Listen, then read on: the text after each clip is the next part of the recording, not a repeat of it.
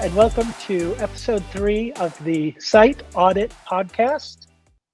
Today, I'm here with Jake St. Peter from Dirgo Creative, and we are looking at Nicole Baird's website, which is moon-audio.com. And they sell all sorts of audio equipment to discerning audiophiles.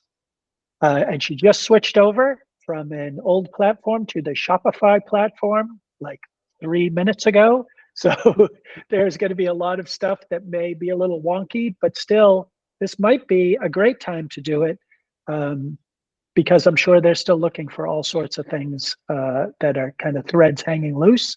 And we've been able to take a look at that stuff.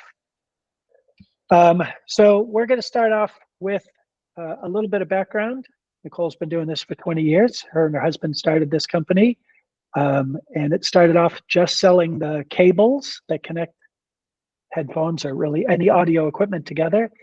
Drew, her husband, is an engineer, and he decided that there was a better way to connect that stuff. So they started that. And over the past 20 years, they've built up to become one of the most respected and well-known brands on the internet for this stuff. We were just talking to her beforehand. They ship all over the world, 120 different countries. Selling millions of dollars of this stuff every year. So let's start taking a look at their website. So we'll start with Jake, who is always the best at walking through and finding anomalies. So let's start with you, Jake. Sure. So one of the first things that jumped out to me, which was extremely alarming, was we lost our homepage title tag. The homepage title tag is now Moon Audio homepage. And I'm pretty sure we probably want that to say like Moon Audio, comma, audio cables, headphones, and audio gear kind of thing. So I think and I could tell also is that it just got lost. You used to have a title tag there and it's since fallen off. That was one of the things I've noticed. The other thing that I noticed is that your homepage right now does not have an H1 tag. You guys have your logo currently wrapped in an H1 tag, where you probably want to get some text in an H1 tag that probably just touches on like audio cables, headphones, and audio gear. Do you know what I mean? Just like your title tag would be to finish optimizing the homepage. The other thing that I've noticed that I think is having a bit of a really negative impact on your overall website right now is just the sheer number of 404 pages. So right now, when I ran a scan, I'm showing that this scan, oh wow, Phil, that scan is still running with the JavaScript one. But anyhow, what we're showing is that roughly, I don't have the exact number, it's between like 5 and 10% right now of your links on your website are 404 pages. It's stuff, for example, like I noticed like your contact page changed, like the URL changed from I think like /contact to /contact-us. That was properly set up with a 301 redirect, but what I would do is go through the rest and just kind of squash them one by one, right? Like that's the only way you're gonna be able to do that. I noticed that like some of your products are deep linked on pages and it's clearly to like the old pages. I think it was like .html maybe, stuff like that. So I'm sure that Google's looking at that as an overall health of the website. Seeing so many broken links, I'm sure is an issue there. I'm noticing another thing. This is kind of into the pay-per-click stuff, which is not what we typically get into a lot. But I noticed that you guys are pay-per-clicking like your brand name, which I'm not sure exactly, for example, like how much you guys are spending on that. $150 a month. Oh, really? Then never mind. Yeah, keep sponsoring that Moon Audio then. Yeah, because we just do it in order to, in fact, I just questioned them on this because I saw Phil's post on LinkedIn about that from somebody else. But yeah, the max we've ever spent is $150, and it's just to make sure that, you know, our competitors, which they do by our name, don't, you know, bid up your term. Okay, no worries there. One of the big things that we wanted to touch on, or the problem that we're running into with the Shopify website, is, for example, if I were to come into your headphones page, I would then start looking at all of these secondary keywords, like, for example, noise canceling headphone, full-size headphones, closed back headphones, all of the secondary words with headphones. One of the first things that I'm noticing are, if we were to say come into like noise canceling headphones, right now your noise canceling headphones is really just being optimized for noise canceling, not noise canceling headphones. Like headphones is missing out of the H1 tag here. Thankfully, it is in the title tag, noise canceling headphones. But I would look at not only getting the word headphones in the top here, because this is an H1 tag right here. This is H1. So if we can get headphones in there, that would be great. But one of the bigger problems that I'm noticing, and the indexing problem that we're seeing, is that if we come in under your noise canceling page, and if we go look at the cached version that Google has for this page, type in cache : and then enter, you're going to see that it's not indexing any of your products. There are no results to refine. All of these pages, every single one of them, from open back headphones, if I come and look at the cached version of this, none of the products show. And is that like directly on Google? You take my URL of that page and then you type in cache? Yeah, you put cache in front of the URL. So it's saying this is Google's cached of this page. It's a snapshot taken on July 25th. Now, if you go to the current page, you see the products, no problem. But if you look at the cached version of the page, it is not picking up the products. So why would that be? That's weird. Don't know. And I've spent an hour or two looking at other Shopify websites. They all index, no problem. I even went as far as I thought I had figured it out when I looked at your robots.txt, and you are disallowing collections and collections and collections. But wait, can I picture of that, please? This is all recorded, so you could always refer back to it on the video. Yeah, let me take a screenshot so I can just tell my dev team. But in reality, this wasn't it. Like, this is very normal. In essence, they do this on all Shopify. And what they're saying is like, don't index anything under collections that might have a plus in between, or a space in between, or this all kind of made sense. But for a second, I thought like, hey, maybe that's why the products aren't showing up on the collections pages, because collections and then headphones. But I don't think that's what it is. And then when you said that you had your guys do some custom coding for this piece, I can only question if like how they're doing it. Is it Ajax? Is it like, I don't know exactly. Like, that's more of a developer question. But upon looking at, like, I just went and I did a Shopify, I think it was right there, 50 best Shopify stores.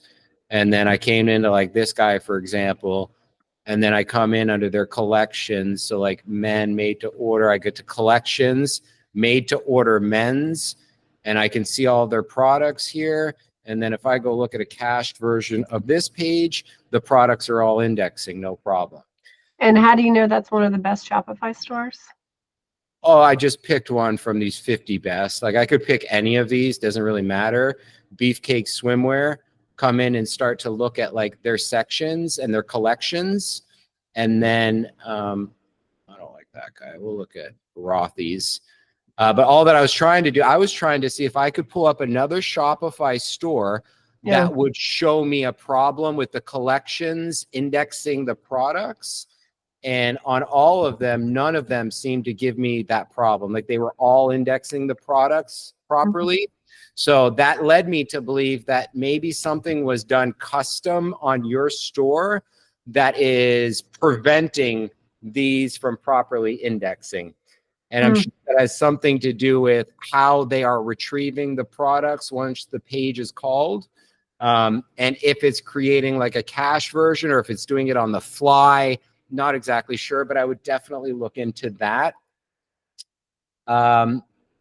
Looking, the term Walkman, an amazing term you got going there. Are you familiar with your Walkman term? Where did you see that? Where do you see Walkman currently drives See Moon Audio expert advice, the evolution of the Sony Walkman. This page right now drives, if I come look at your website and I look at all of your organic keywords and driving traffic to your website, and I sort them by traffic percentage, like 20% of your website organic traffic right now is coming in on MP3 player. Yeah. Moon Audio is 10%. So now we have 30% of your website traffic is coming in from a branded name. I don't know. Do you sell MP3 players? We sell high-res digital audio players, which people ubiquitously use MP3 player that aren't educated. And we use that term on purpose because it has the largest search volume, because I learned something from that guy right there.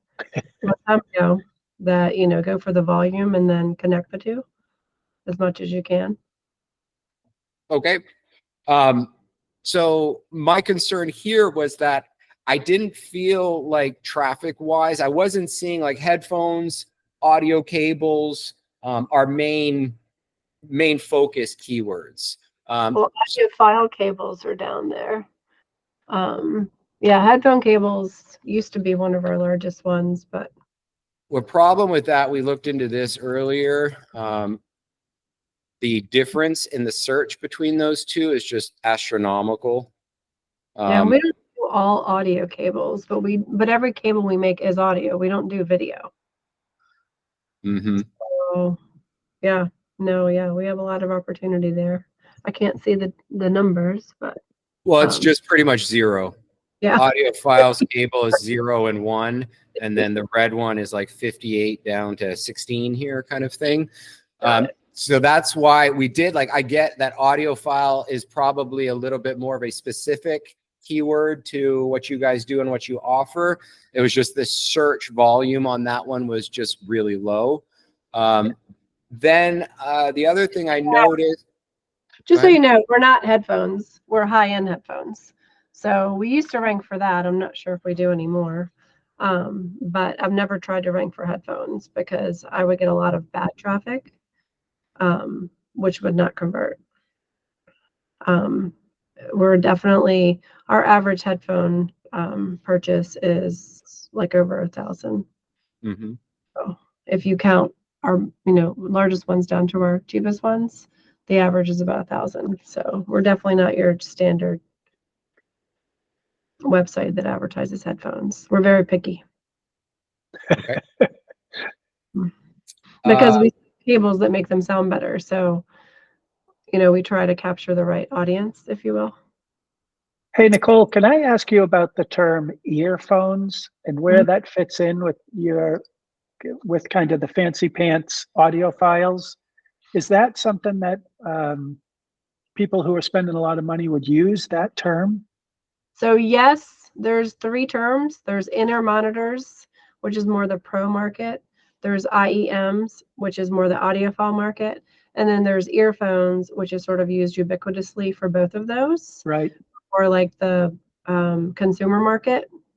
And then there's earbuds, which is like just thanks to Apple, sort of another ubiquitous term. I use earphones a lot, and IEMs. I mean, I use all of them in our copy. I'm not sure we're using it consistently though, between my content writers. When we were just chatting before you came on, I never knew that the search volume for earphones, which is about 21,000 searches a month, was so much higher than even headphone, which is 11,000 a month. I didn't know earphones had taken off to that extent. That's why I was asking.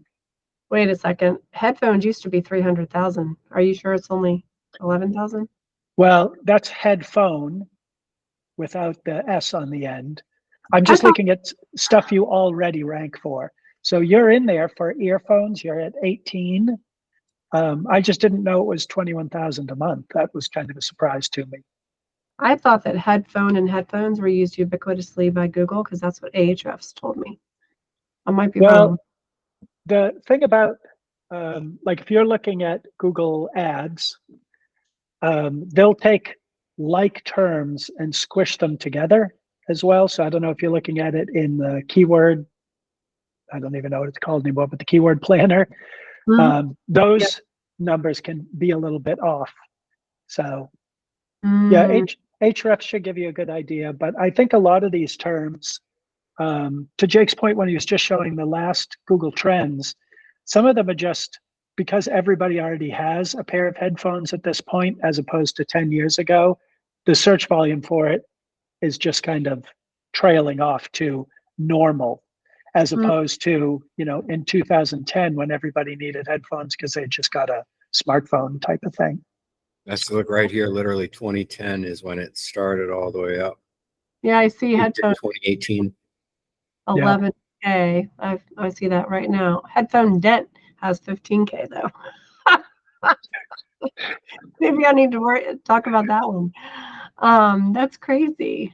Wow, I didn't realize it had changed that much. It's really interesting.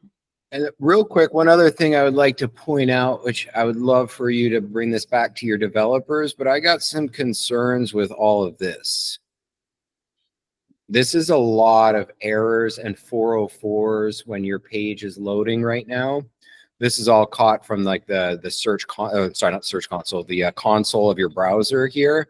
But just a lot of undefined stuff, 404 stuff. And then I would just briefly here pulled up another Shopify just to see if that was like a part of Shopify's base code or if that's additional stuff. And so I think it's a lot of additional stuff that was added. So this is probably the customization potentially.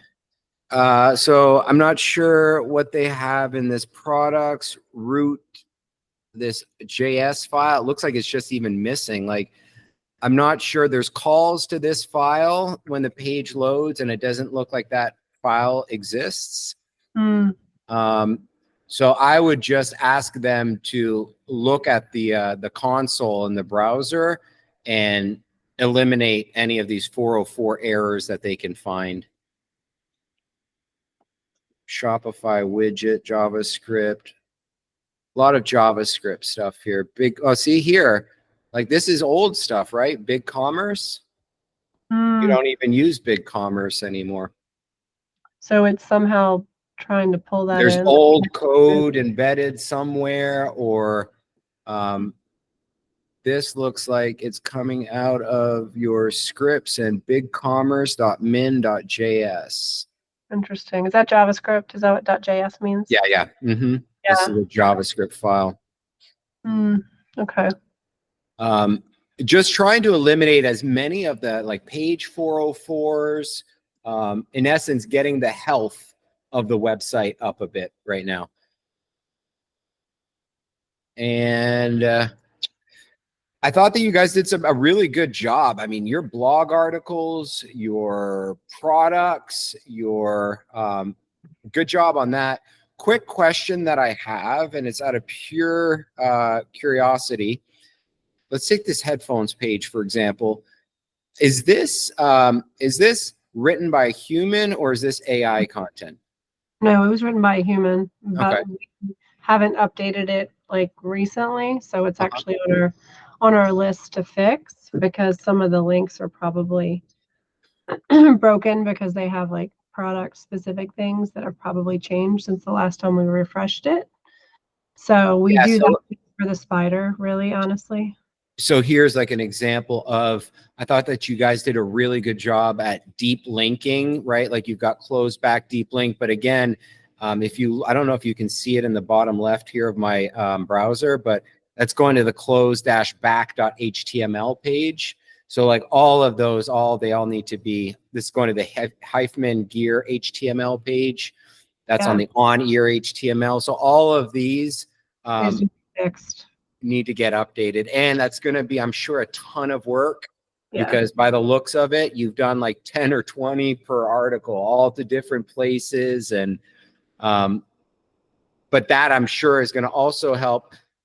Phil and I have been talking, well, more so me. I'm just so impressed that I've been doing this for 25 years now. And I always knew that backlinks were really important, right? Like backlinks are, in my opinion, one of the bigger signals, but I'm just so impressed lately by also how much your local internal backlinks are effective as well for your rankings. And so I would be scared there that we've got, so now if I hit this. We're doing something right. I like to hear that. You also are, I believe, you guys have set up a bunch of 301 redirects. Like, for example, this is 301 redirecting to the right page. So at least those aren't all 404ing, which is really good, I think. Oh, I found a bazillion that are, but I'm fixing them every day. But yeah, the three. So basically, I want to make sure I understand what you're saying. So you're saying that in order to improve the health even more, I should get the 301 redirects, or essentially the new URLs that Shopify made us move to. We didn't want to do that, but the way you set up the architecture of a Shopify site is different. There is no .html, and everything is either product or collections, I think. Then I actually have to embed the real links there instead of redirecting them, because Google's gonna reward me for that. Is that what I'm hearing you say? You would be better off to do direct linking than to 301 redirect. Like 301, I think, is at least going to be half the battle. It's better than dead end 404ing. Because at least then Google will know, oh, okay, you don't want me to index this page anymore, but you want for me to index that new one. Got it. You know, like that's what the 301 signal is telling Google. But ultimately, it would be better to have the direct link right there, hard coded into the system. And I feel your pain. So in the early 2000s, we were developing an enterprise level content management system at my company because there just wasn't one available. And I'll never forget, we were at the time I was working, or one of my biggest clients was gotickets.com. And I'll never forget the day that we were like demoing the website kind of thing. And it was like the crap hit the fan, because it was either that the previous system used underscores and we were now using hyphens, or vice versa, meaning like invalidating all of the URLs on the entire website. And then obviously the client was like, oh, can't you guys just change them? And for whatever reason, it was like, yeah, we can. It's just going to be like 20, 30 hours kind of thing. Don't know why at the time it took so long, but eventually we got it done. All that I'm getting at here is that I feel your pain on switching CMS systems and it blowing out all of your URLs. So literally, I'm sure what you guys did is you probably just went and mapped your top 100 or top 500 and just start building your 301 list. I don't know right now how you are going about discovering these 404s. Like, are you just doing it like by like what you see kind of thing, like not running a software to detect them? To be honest, there's so many different things that we're fixing right now, because the architecture of our PDP also changed, our product pages. And so as we're updating things like that, I'm just checking links, and as soon as I find one, we check all of them. I haven't, like I was looking in Google Search Console yesterday at all the new 404s, and I was fixing them one by one. But I didn't get through the whole list, because then I had another problem to fix, because we also have customers saying I can't log in, and customers calling us say I can't do this. And so, you know what it's like when you launch a new site. There's like, who moved my cheese type of things going on. But for the most part, like I said, revenue's great now, or like has been since yesterday. Like, we're back to normal.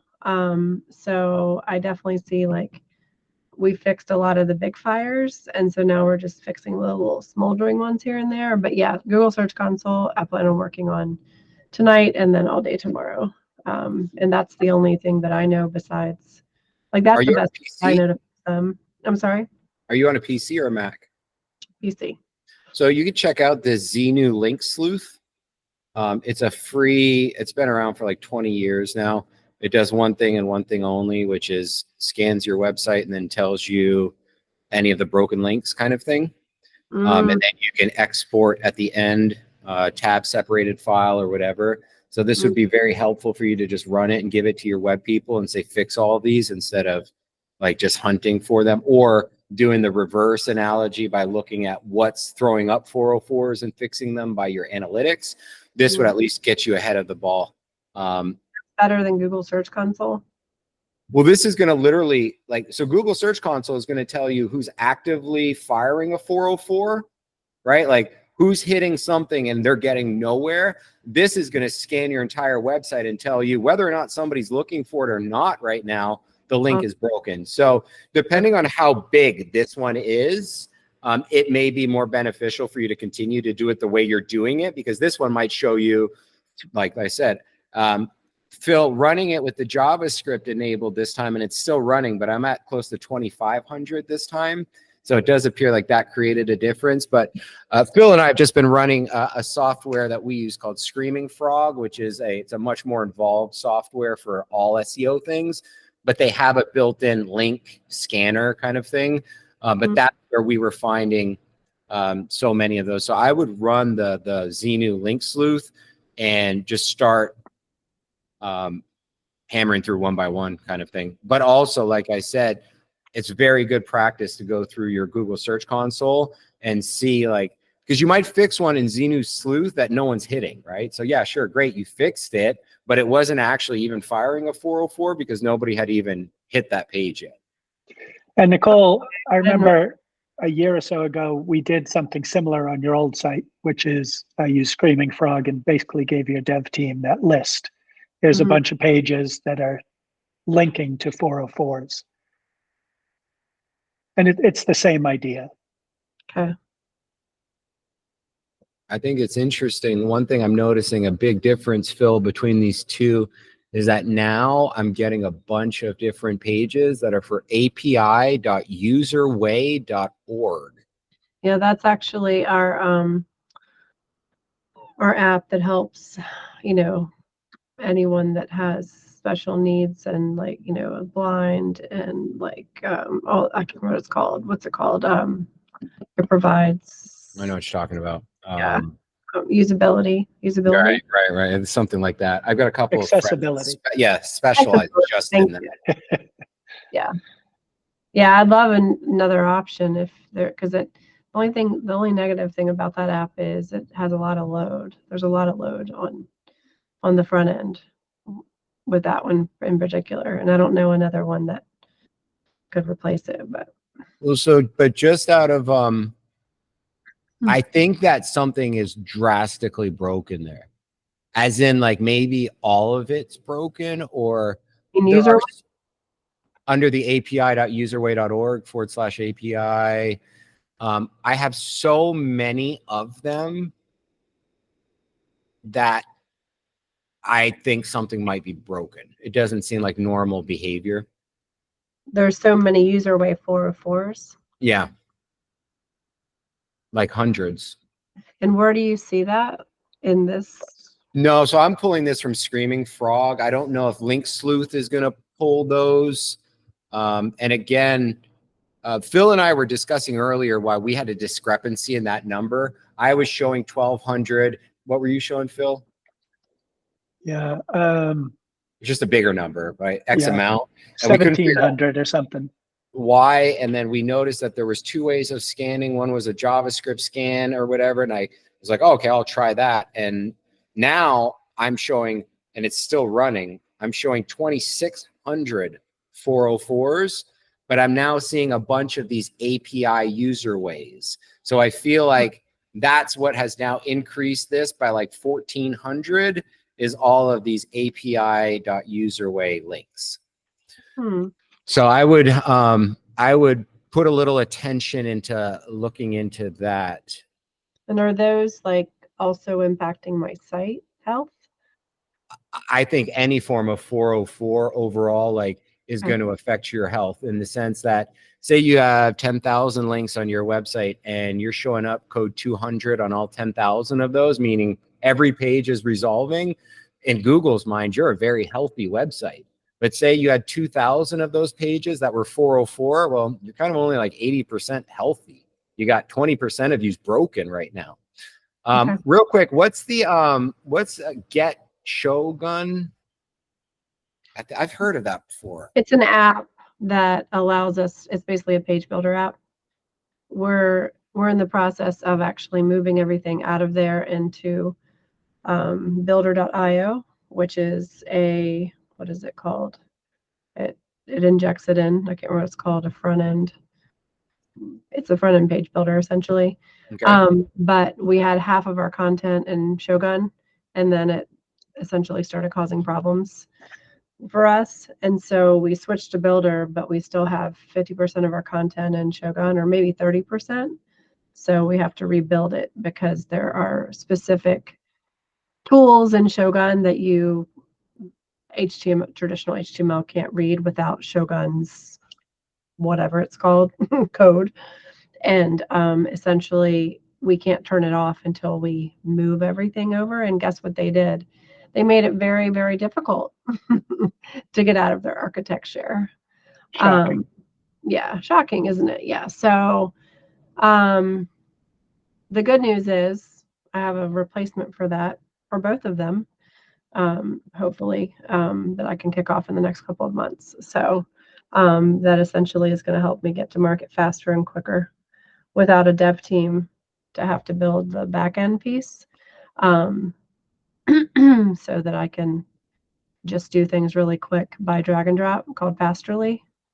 And anyway, so I'm working on that. But, this is the biggest problem, I think, with a site of our size, working with these frameworks, and then you have to like always go out for something else because you need this customization. Right.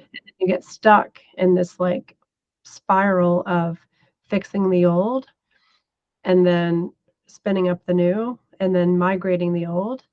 And then, oh no, this one now doesn't serve our purposes anymore, right? And so we're just too small of a team. There's only 12 of us to like keep doing that. I can't grow my business if I'm always fixing the old. And so that's another major reason I moved to Shopify, because a lot more is native. But then I'm also learning that a lot more isn't. A lot of, there's a lot of things that isn't native. But I think Fasterly is going to solve some of those problems. We'll see. But yeah, Shogun they have two different sort of plans. They have a page builder plan, and then they also have like a, what is it called? I can't remember. Y'all know the name, but it's not PWA, but it's oh, what's the word? I can't remember. Where you don't like, you essentially are agnostic to the platform you're in because you're headless. It's a headless right. CMS. Yeah. Yeah. Builder.io, I think, is a headless CMS too. Or maybe it's just a page builder. I don't know. I think it's a headless CMS. Well, when you're working with whatever you've got there, 4 or 5 different ones, there's no great solution until you can kind of squish them all down into one. And that's almost impossible for a company selling as many weird things as you guys sell. Any weird thing. Like if you were selling 6 t-shirts, right, not so difficult. But when you've got a million crazy products, there's a lot going on. Well, and we're actually in the midst of niching down too.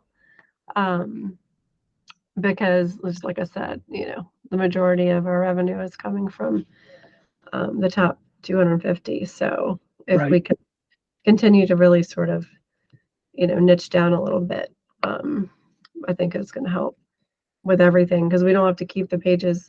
We can only refresh them so often when you have 1,000. Yeah. I'm amazed at how you guys have pieced this all together. What do you mean? Well, just by your different systems. You guys have a lot of moving systems all powering one system. We do. Yeah. I mean, my dev team is great. I mean, they've always found a solution for anything that I have a problem with. I just keep having to ask them over and over again, because the first answer is always no. The second answer is always no. And the third answer is, I think so. Right. I'm like, well, what about this? It's great. I mean, they always find a way to make it work, but I'm generally just asking, I'm seeking too, for solutions. Because there's always a way. It's just, am I willing to pay for the way? Or is is there a solution that's going to do everything versus do one thing? What was the main reason why you guys don't entertain WordPress?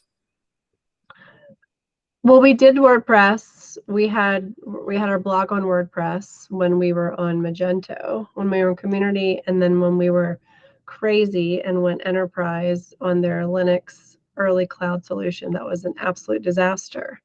And we did a Fishbake integration, and that was the only way that you could actually do that with Magento, so that they would actually work together on the Linux cloud solution.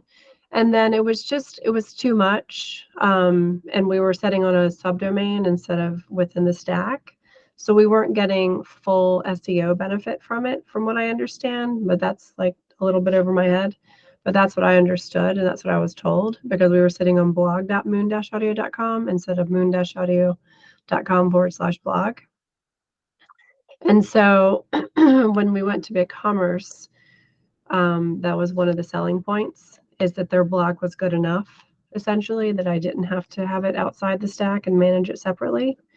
And then it also allowed me to do, with Shogun, actually allowed me to do all of my own dev work by just giving it to my writing team and saying, you know, here's a couple of templates, here's the images you need, and just design it, you know, as you write, because I couldn't get other people to design the pages that they were writing. Like, it was happening organically. Like, you write it as you design it. I mean, you write it and then you design it based on your writing. So if you hadn't spent 3 or 4 days with the headphones, you couldn't build it because you didn't understand, you know, how it needed to sort of the story needed to be told. We do a lot of storytelling essentially through our blog. You know, writing our reviews, writing our product not collaborations, but product magazine guides and things like that. Because the biggest thing we've learned is, you know, people want to hear what it sounds like. They want to know the music that you used. And then they also want to know what cables work with it. But then they also want to know how it compares to what they own. And Marty, actually, that was, you know, an insight that he gave me a while back. I don't know if you know Marty, but Phil's our good friend. You know, like, people know what they own, right? I own an iPhone. What connection do I need for that, right? I own an iPad or whatever. But I mean, I don't know if you know what a 3.5 millimeter plug is. So these are the things that, you know, we do, that sort of, we have our own little language, if you will. And then we have a lot of high-tech language that we speak. And so we really try to just break it down and make it user-friendly for people who aren't technology buffs. And they just want nice headphones, you know. So yeah, there's a lot of different things we do, especially for a small business. We do a lot. One other quick last thing, I have a note here, is to also, I believe that you have some non-HTTPS links on your website. So you definitely want to get those fixed. I'm wondering if I can just get you a list of them, or... Yeah, I think it's only a handful. How is that possible? I thought you were either HTTPS or not. No, it's your website could be HTTPS, but then you can link to something that is not HTTPS, and they don't like that. Like, they want all the links to be HTTPS. So say, for example, you linked off of your website to my website, but you just put http://dirigocreative.com. That would be a non-HTTPS link on an HTTPS website. So you don't want to have a non-est link on an est website. Interesting. So if I just link out, then you want it to have the S. Well, you have an S. So the stuff that I'm looking at right now, Nicole, is you've got 5 URLs going to HTTP moonaudio.com, and then you've got 2 going to HTTP without www moonaudio.com. So altogether, you're only looking at 7 kind of crazy links that are someplace in your, you know, thousands of pages. Wow. Okay. Yeah. Okay. Well, I'd love those after the call. I just need to figure out where they are, right? So I have to use another Xenu to figure that out. Well, I can give you the output from Screaming Frog that I have. That would be awesome. That's easy to do. That would be great. All right, what else you got, Jake? That's about it, I think. Robots, your sitemap. Interesting sitemap. That's a different one than the sitemap XML. The Yeah, reason why the XML, they told me, like, because we talked about that last week, that that's the way that it's supposed to be set up. So you see the collections and the pages and the blogs, and then you can, I guess, link deeper in there, and then it shows you everything. Right. Okay, so that is set up properly. Yeah, it is. It is set up. The only thing this caught me off guard. I don't know what this is, but it's not even important. I don't know what this from is on your XML file. But again, I don't think that that's important. And I mean, the link is still working and resolving, so it doesn't really matter. I kind of wanted to know what that was standing for or why that was there. But your sitemap looked good. The robots file was there.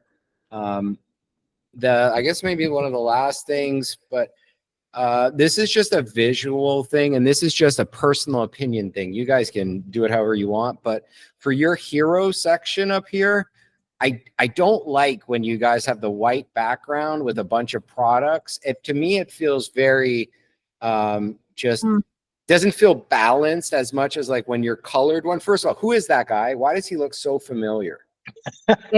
He's actually in Romania, so I doubt it. Okay, never mind. But he's a nice looking guy.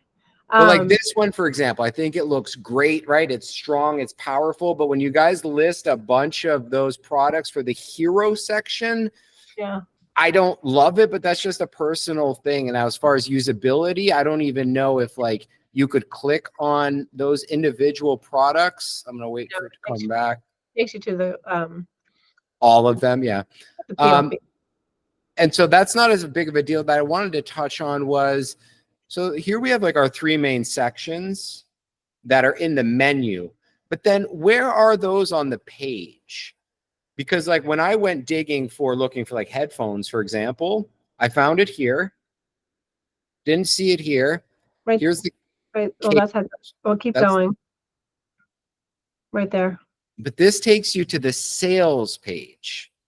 Which one? Sale headphones versus headphones. That's not. What? Yeah, it's linking to a sale headphones page instead of the headphones page. Okay, well, that's a mistake. So thanks for showing homepage. So like all of those were kind of, I think, well, I'll check those other ones because I wasn't checking them. Audio. Yeah, so these are right. So it looks like maybe it's just that headphones one that was off. Yeah, and audio gear probably should be moved up because that way it would follow. We did this in order of how we sell things. So audio is number one, headphones, music players, DAPs is third, DAX amps, IEMs. So if you look at the dollars and cents, that's how it flows on the site.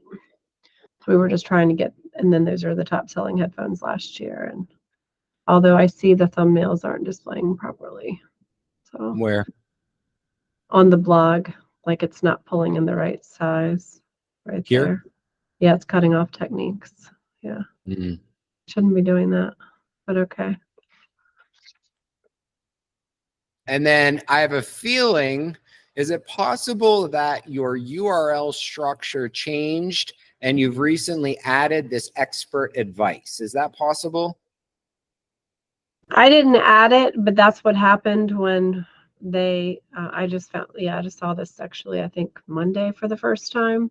Yeah, I'm not sure why that was added. I think they just grabbed the what is it called? Because like everything now is tagged under that /expert advice. Yeah. Because the reason why I figured that out is that I started seeing 404 pages and the blogs look totally normal, right? Like it looked like Moon Audio /blog /top 7 reasons, Technics, turntables, blah, blah, blah. And then I was like, but what's the difference here? I was like, oh, they've added expert advice now into the blog URL. So I know that threw some stuff off. Yeah, expert advice has always been like our breadcrumbs or whatever, our breadcrumb for the blog. Like we actually took that from REI, like their blog is like expert advice for all the things that they do. And so it's always been there. but it was never in my URL. So I'm not sure how that changed, because to my knowledge, the blogs, like that's the one structure that didn't need to change with the new site. I'm not sure why that happened. But out of curiosity, if I remove that and send them back to the old one, like, is that going to hurt me now? I mean, it's only been that way for a week. Am I going to confuse Google again? Should I just keep it? Hold on. That wasn't it.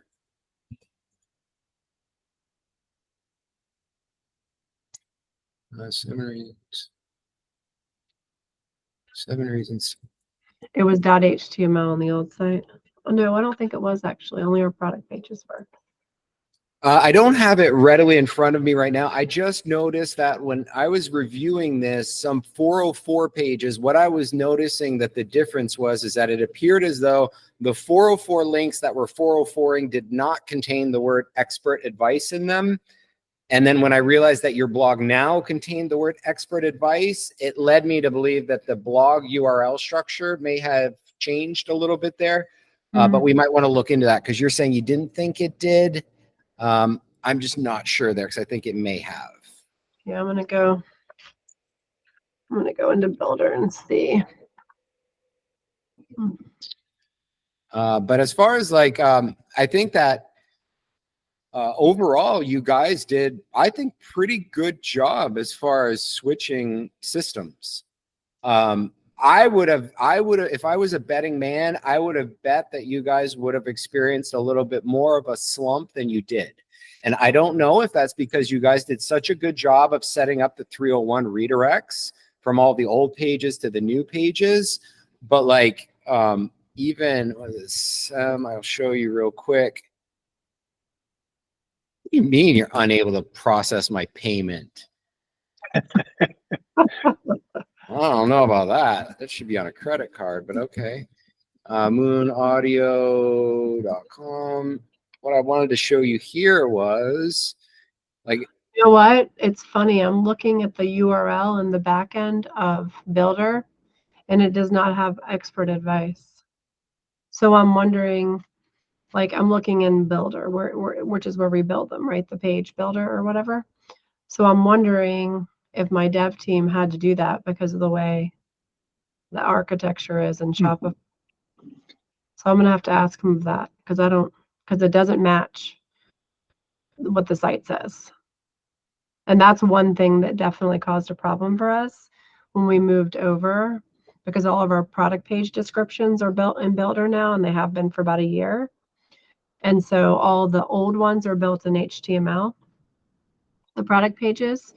So one of our big things we have to do is get all of the product pages and put them in Builder. And one of the major reasons I moved to Builder is because it wasn't locked in. Like, Builder just writes everything in HTML. So if I ever need to migrate it, I'm not dependent upon this platform anymore. I can literally download it, into a CSV file or whatever they do, upload it to wherever I'm going, and I can turn this off immediately. I'm not dependent upon it and its, pieces fueling things like I am with Shogun. So it's just it's also very, very easy.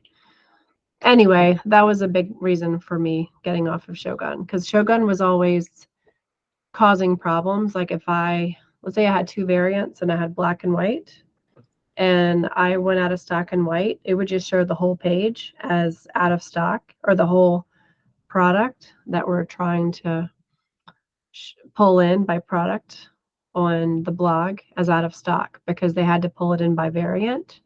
So if we pulled in the white one and the white one went out of stock, it would say out of stock instead of flipping to the black one. So I was always like fixing things, and like, it was just a nightmare.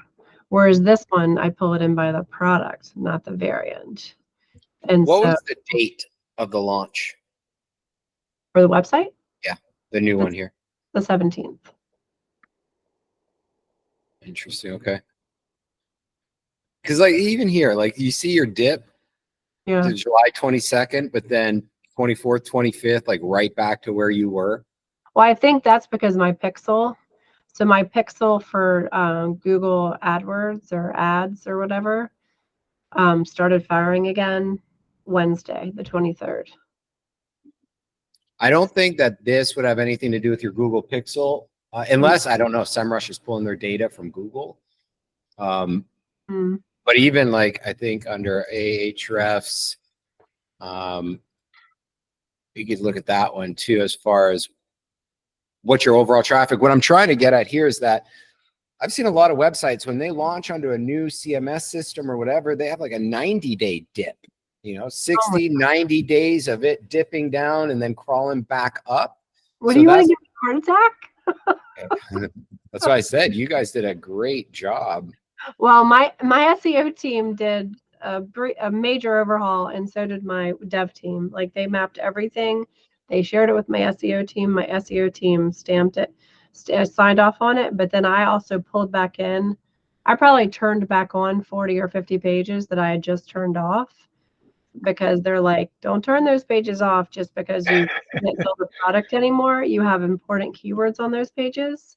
So let's just let them fly, even though they can't buy something, and we'll figure out a way to retain what we've essentially won and redirect them to a new page when that product stops selling. That's the biggest problem in our industry is some products are alive for 10 years, some are alive for 5 years, some are alive for 12 months. And so we work really, really hard to be fast, first, and quick, to market and write reviews, do YouTube videos, things like that. And then, a new one comes out, and I can't always just use the old URL and redirect it to the new because I have old stock left, right? And so I'm sort of running 2 pages for a while. And then sometimes I'll make the novice mistake of turning off the old page and not redirecting it.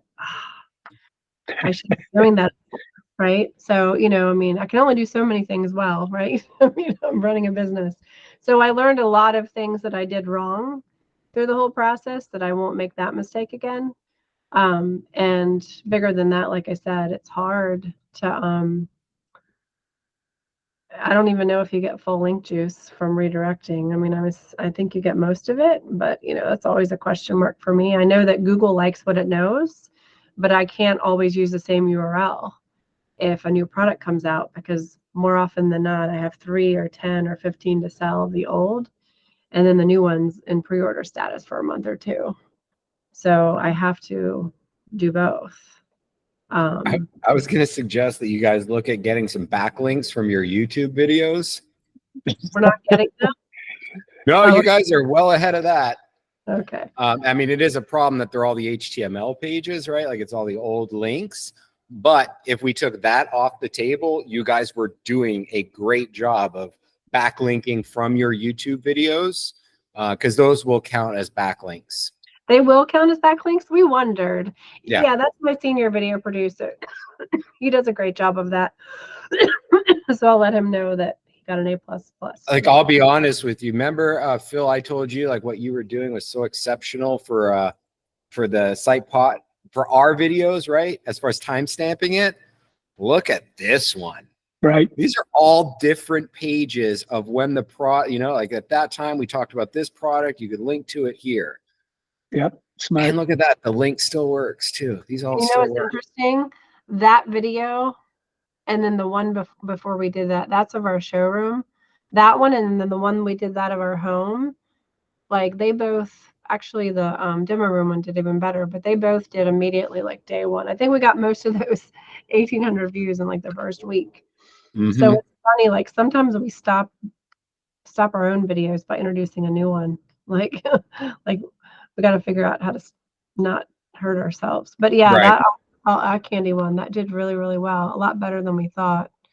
It's funny. I'll have to tell. I didn't even realize we had that many URLs in that video, to be honest.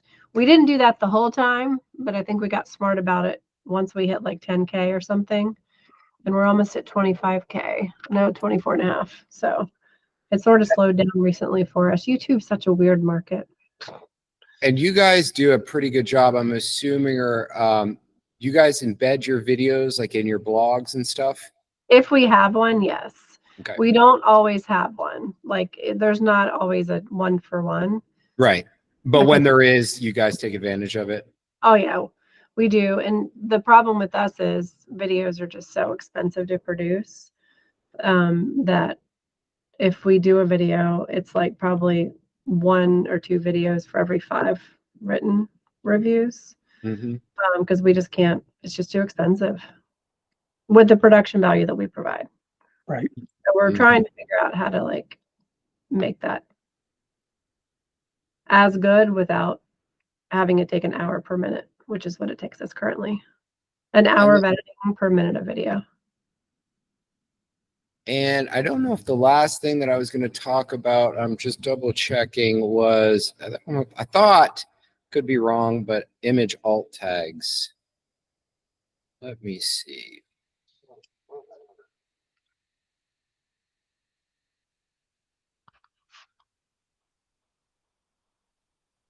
It's the not link, open the image in a new tab.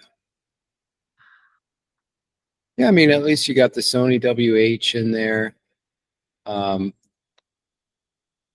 don't think, oh yeah, and there's the alt tag right there. So never mind, that's good. Where did you see the alt tag? The text that popped up when I hovered over them. Well, there it is right there. That's the alt tag. I can't see it on the video. Oh, I see it at the bottom. Oh, no, it's not.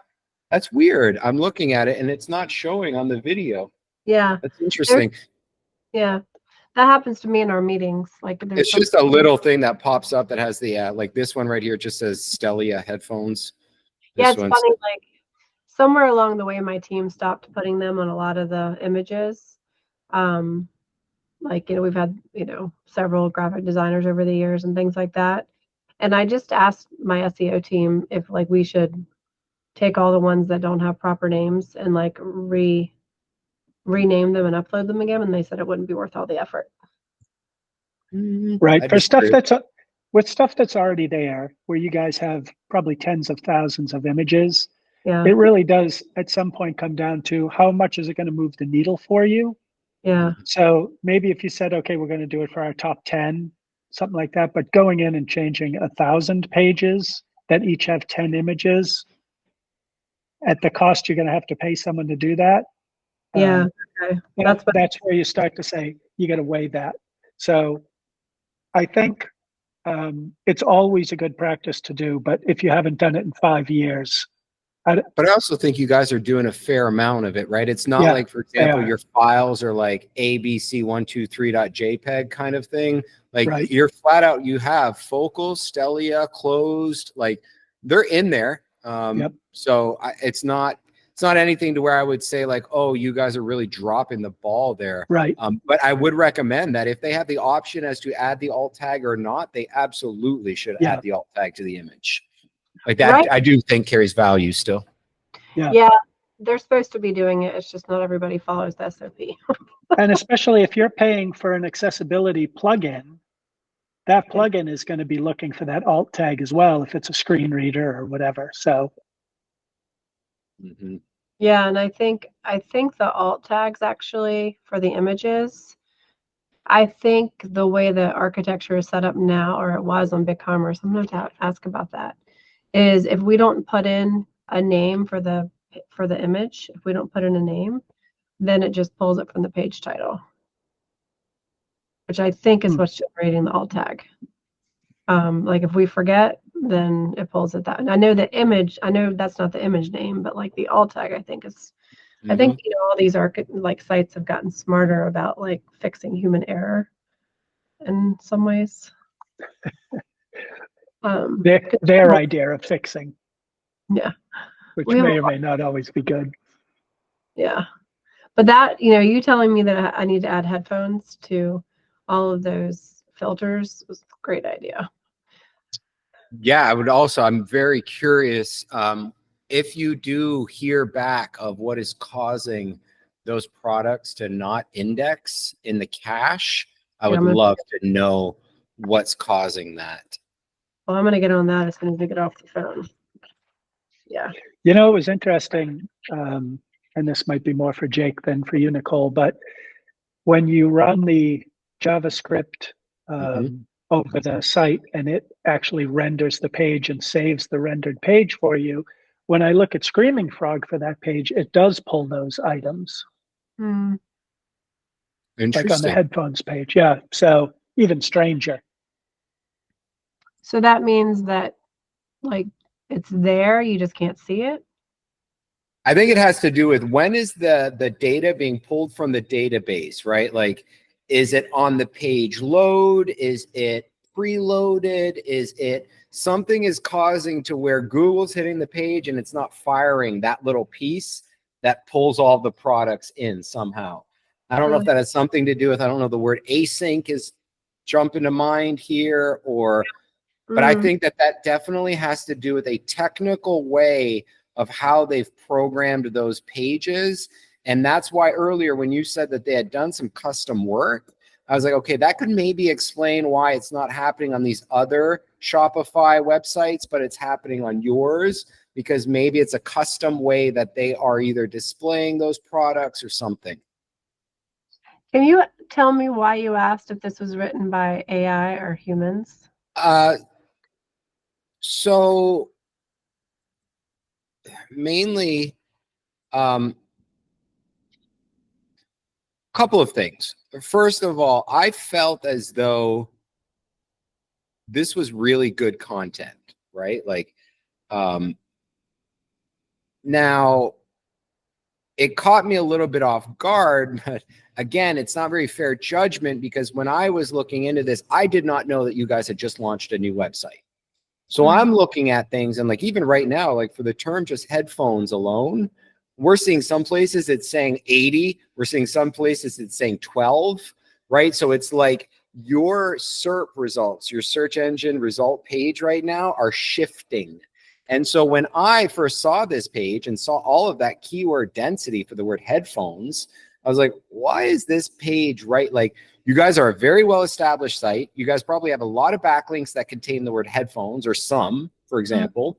And then I was wondering, why would you be in position 90 for headphones if you have a first-generation content article that's written like this, all on headphones with links and all of that? So that's where I just started to kind of wonder, well, maybe it's AI generated. Maybe that's why they're on page 9 kind of thing. But now I'm more leaning towards, well, never mind. We were in the transition part of a new website, so terms are going to be moving up and down. I wouldn't feel comfortable making that decision unless the page had been sitting and indexing for a while. Like, it wasn't a new page for them to index. Why would a site like migration like literally change? And you're right, Phil, headphones is 208,000, which is so crazy that the S makes that much of a difference, because I thought Google treated them as the same. No. Well, Google is also trying to figure out the intent of somebody typing that in. And if all you put in is headphones, Google is probably thinking you're looking for headphones. It's probably going to lean towards the intent is, I want to get some headphones, as opposed to learn how to make them or see what are the best or something like that. So it's going to lean you towards four rows of products. Right? I've never seen that many products. Yeah, me neither. On a result page. I've never seen 3. I've only seen insane. 2. I have to say that's one really great thing about Shopify that I didn't have with BigCommerce, is I can literally choose all of those filters on the left side for every single product page, or not all of them, but like most of those are pulled in. So if you're, and I'm like that day one, when we weren't selling other stuff that we normally sell, we were selling all these crazy things that I don't sell that often.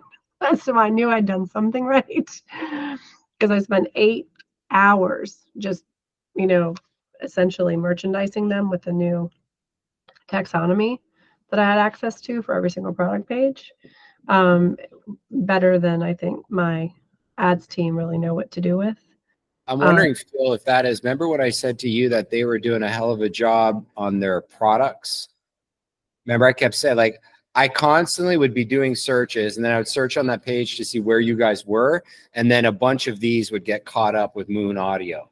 Like you guys have a very good feed right now going into, I guess, the shopping. Shopping. I wouldn't be surprised if like your Shopify store is providing a feed directly into here, because I saw a bunch of your products in there at the top of the page. Yeah, no, that's what I'm saying. The taxonomy options that I have in order to feed directly into Google, like overnight changed when we moved, as well as my team. Like I still have both feeds running right now, because the biggest problem that we have that we still haven't resolved is Google Shopping likes like historical data. And so like the IDs of the products changed because we moved to a new platform. So it doesn't like not knowing historical data, but so we're sort of like doing this, trying to figure out like if we want to take the time to like map everything perfectly, because it's not easy to do, or if we should just like do the top 20% and not worry about the rest. Because my ads team has also seen sometimes when you get rid of the historical data, it'll give it more of a chance to sort of like, what's the word? Balance. To find a new level. To find a new level, yeah. So sometimes it'll almost like, what is it? Like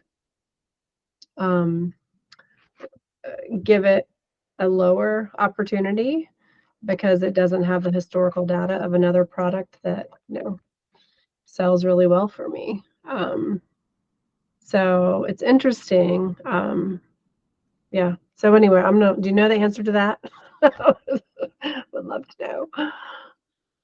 The answer to specifically, what's the question?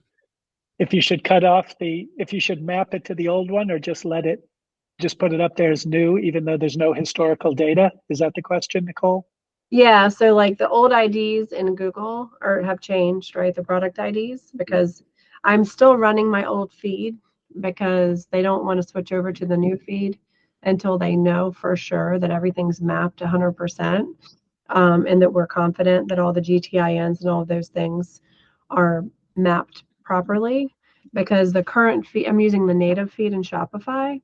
What we found though is the native feed is not perfect and it sort of needs a little bit of help. So the way I loaded some kind of watch data feed or something like that, that gives me a little bit more granular access to add more data fields, add more information. And what we found is the way that they architected the new site is a little bit different as the old site, because we had to do all this customization. And so we mapped everything. But at the same time, so we made multiple changes, but then the product IDs that Google has the historical data on in shopping. I mean, I've been running shopping for 10 years, 13 years, whatever, 13 years. And so it likes having that old data. It doesn't like saying, oh, this product moved here and it has a new product ID. Sometimes that can hurt you because it doesn't know how it performs over time. But they've also found that if it doesn't know how it performs over time and it isn't something that's really done well for you, that actually might give it a lift by not giving it the historical data that it owns on it. You know, like giving it a chance to really sort of level set its opportunity, if you will. So we're trying to figure out if we should essentially map the top 20%, the top 30% that perform in shopping, and then let the rest of them sort of get a new ID in order to let them perform at a new opportunity without being sort of put in the back room, if you will. I understand your question. Unfortunately, I don't think I have the answer. I just don't know. I don't have enough experience with that in particular right there to know that. Yeah. You know, Nicole, I wonder if the way to do it would be the ones that are performing well, put in the historical data, and the ones that aren't, set them free, right? Just put them in with no historical data and see if they come back better. I mean, if they're already not performing great with historical data, you probably don't have anything to lose. Yeah, that's pretty much what we decided to do as well. Because we figured the same thing. We don't have anything to lose. They're not going to put them in the back room But maybe they'll get a new opportunity to sort of shine, if you will. Yeah, I think that's a good idea. Have you guys ever used a live chat? We actually are switching, just because I like to be stressed out all the time. We're switching to that next week. We've been working on that. Actually, I signed the contract maybe 3 months ago, but we had to wait to get in their queue, if you will. We're moving to Gladly, which is not a ticketing software. It's a customer service platform. Customer first platform is what they call it. So we're not going to do chat, but we're going to have 4 or 5 different sort of Wizmos. Where's my order? The basic, the four issues that people have, right? That sort of tie up a customer service so that people can be self-served that way. Okay. And then they can also get into our contact us form and our phone service, and all of it's connected so that we're not answering chat, email, and phone call. Okay. And it's not getting assigned to multiple people. It'll actually be all connected as one. So if someone answered the phone and talked to them, they'll also get the email and the chat. And so that way it's customer focused and not just, data that's sort of, not it's focused on the customer essentially. And then it pulls in, all the other awesome things that the website that Shopify does that nobody else does, which is like customer lifetime value and all that great stuff. And it's also not tied to you being logged in or logged out. It's tied to your email address, which is a novel idea, right? But when you have discombobulated data like I've had for years, being logged in, not being logged in, all those sort of things, it really messes up your data. So you really don't know,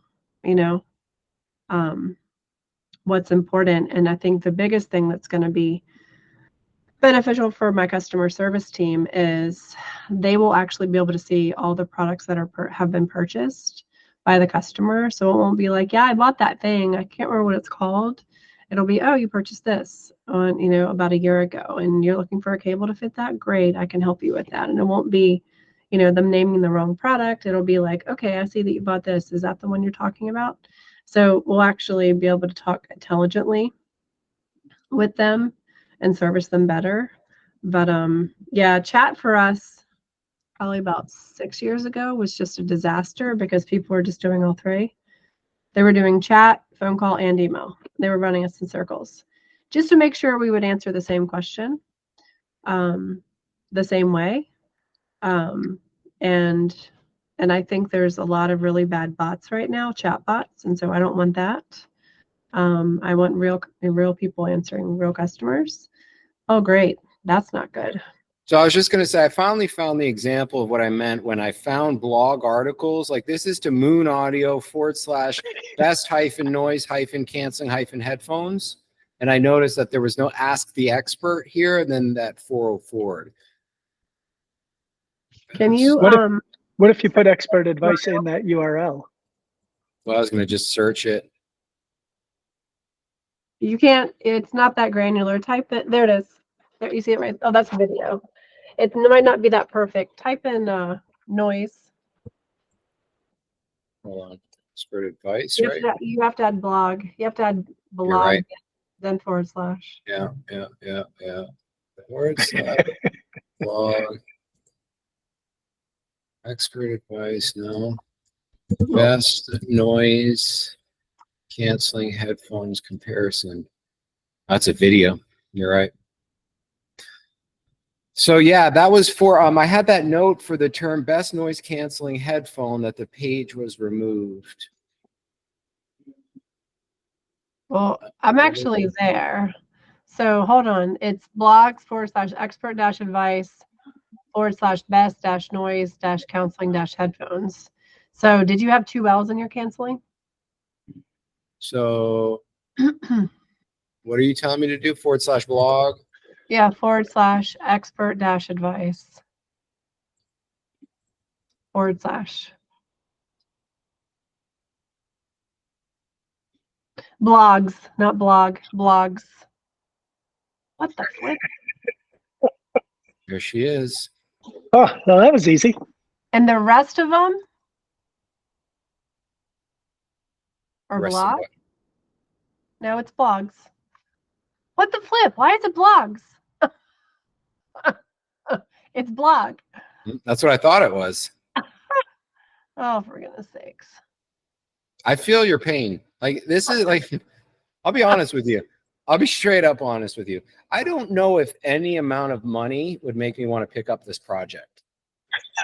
Thank you. But there's so many moving pieces. It is, you got different systems holding it all together. You mean design, like migration? Like, whoever just built this for you since January on Shopify, all that I'm just trying to say in a very polite way is the number would have to be extremely high for me to be interested in taking on the project, because it's just such a big project. There's so many moving pieces. You guys have a lot of content. You have a lot of links that are going to become invalidated once you launch the new CMS system. Just a lot of moving pieces on this website. And again, I think that you guys have done an exceptional job out of a Shopify. Like, the amount of customizations done to this Shopify, I would maybe, like, if you were to tell me this was a Magento or this was a fully customized, or but the fact that you guys have made this all work with Shopify is impressive and telling. It's a beefy e-commerce system on Shopify. Yeah, I mean, it's Plus. It's not on traditional. It's on Plus. And just, I don't know if you, I mean, do you develop on Shopify? No, I do WordPress. Yeah, so Shopify Plus invested 1.3 billion last year. BigCommerce invested 40 million. So they've won the game. I mean, they've literally won the game. There are so many things that they're doing that I didn't even know existed that I have access to now. Even there are some things that are a little bit behind. Like, I couldn't edit my orders until today. That was a big problem for me because I have to edit an order every day. You know, people always order the wrong thing, and who wants you to cancel the order and then reorder? That's just order another one, and that's a bad customer experience, especially for us. You know, we make custom cables, so we wanted to solve the problem for them. But I have to say, the one thing that I love about Shopify Plus that I didn't know existed until yesterday was I can create a cart for my customer, and I can send them, and then I can click checkout. I can send them the checkout URL. They're done. All they have to do is add payment. That's, I mean, incredible. Right. That's for the abandoned cart problem. I'm sorry? That would solve the abandoned cart problem. I don't know if it would solve it, but think about an attempt to solve it. It'll be an attempt to solve it, plus also a piece of it, right? Plus also just, I'm on the phone. Yeah, you need to buy this. You need to buy this connector. You need to choose the fourth one on the drop-down menu. You need to go to this page. You need to, you know, there's so many little like wayfinder issues. And once you get past the third, you know, instruction, you lose people, right? Yeah. Just like a hospital. You take a left, you take a right, you take a left, and then you lost them, right? Because it all looks like a maze at some point. So yeah, so just little things like that. In markets, Shopify Markets allows you to show to be local in any country, and you can essentially put up banners for any country saying free shipping to Australia when people in Australia are looking at my site. And then it can build in the VAT and the shipping so that the pricing is local and it's in their localized currencies, and it's showing all the checkout options that they prefer. Because a lot of countries hate PayPal, right? I think in Germany they like Softel or something like 50% of the time, and in like Netherlands they like Ideal Pay, and they hate PayPal. So there's all these. United States, I hate PayPal. Yeah, me too. Me too. I hate them.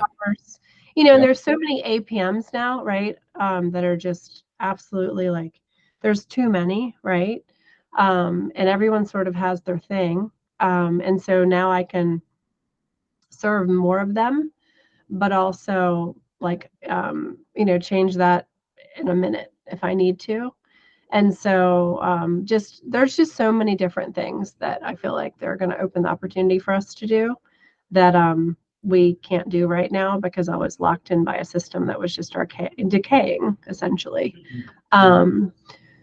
But yeah, I'm excited. But bigger than that, yeah. I mean, my dev team is great. They do a phenomenal job of, like I said, the answer is generally no the first 2 times. I just keep asking until we figure out a way. And normally normally between the 2 of us, we can find a solution. Or they can make my solution work with a little bit of ingenuity. But yeah, it was a pretty number, just to answer your question. Pretty number for them, not for me. And one last thing I will touch on. I'm wondering the easiest way to show you this. In essence, I don't know. I have to get this to you in a way. I don't even remember where I pulled this from now, but it was a breakdown of like your home page and what was in your headings. Like your H1 just said Moon Audio because that was the logo. And then all the H2s for your home page, I just didn't think were the best use of the heading tags. For example, like your H2s were, what's your experience level? See what's new, customer care, our company, learning, ways to shop. I just wasn't seeing in the H1, in the H2, any of your keywords, right? Like headphones, audio cables, stuff like that. So just revisiting like the head tags to make sure you're getting your keywords in there. And like, for example, bold on there, free shipping and expert hi-fi advice were the 2 things that were bolded. My main concern there was that the lack of keywords in the H1 and the H2s was a little concerning to me as far as the HTML structure of the homepage. Okay. Yeah, that's good information. And then I'm really hoping that as soon as like the indexing of those, the different pages that we were talking about, because like, I feel like as soon as that opens up, I feel like there's a ton of new keywords, whether it's noise canceling headphones or wireless headphones or Bluetooth headphones or shop noise canceling headphones. Remember that, Phil, the shop noise canceling headphones? I just remembered that. We saw in our notes or in our databases that something was just way off, and we believe that it's a bug, but it was like showing that shop noise canceling headphones had like 4 times the amount of traffic that just headphones had. We were like, there's no way. Oh yeah, shop noise canceling headphones is 238,000. It is. I'm looking at it on Ahrefs right now. But we don't know if we believe that. Well, I can tell you that's why we did an article about noise canceling again recently, because we have a couple of different noise canceling headphones, like that one right there, the Sony one, number 2. Sony in general, that second product. Sony plus that, that owns the lion's share of noise canceling traffic, and so we did a review on that in order to grab some of that traffic. Well, if you click through to that, which is what we did, it all comes from one day, and it was like 1 million people a day searched for it. That's right. And then it's an average, so they said, okay, so the monthly average is 250,000 or something like that. It was something crazy. Yeah. And we were like, wait a minute, that was a, bot farm out of the Philippines or something that drove that up. Oh, that's what you're saying, that the 230,000. Right here. Yeah. Like, see everything else, it's 12,000, 4,400, but this one says that amount. And then how did we realize that it was just on one day? Yeah. right there. Why did you do that? I just learned something. So something's broken here in their stats or whatever. We don't believe that that's accurate. That shop noise canceling headphones is 238,000, but shop noise canceling headphones without the hyphen only has 300. I don't think so. So yeah.